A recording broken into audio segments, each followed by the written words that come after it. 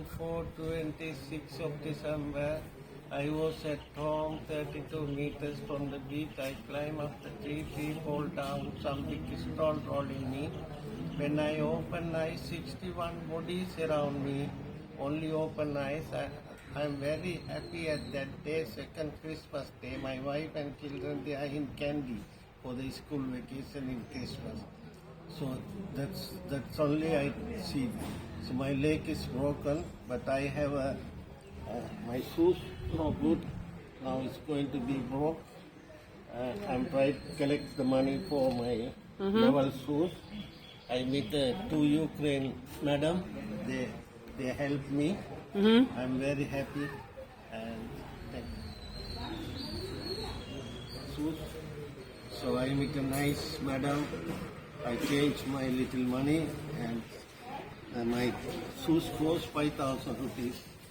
I need also some money, more money to make my shoes.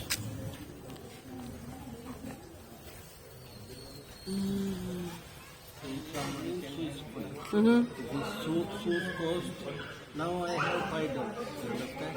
Yes. Now I have $5, but I need another 3,500 because they take all the bones, this type, no level like this, it's pain. I'm waiting for more money. Because I lost everything, my mom, daddy, brother, sisters, house, car. If somebody can help me, I'm very happy for my shoes. 26 декабря находилась в поезде людей больше, чем обычно. Были рождественские праздники и буддийский праздник полной луны. В поезде ехало около 1700 пассажиров. Никто из них даже не подозревал, что близ Суматры случилось уже землетрясение. Землетрясение породило цунами. Поезд шел в 170 метрах от кромки воды, и 9-метровая волна обрушилась на поезд. В поездах погибло не менее 1700 человек. Это самая крупная железнодорожная катастрофа в мировой истории.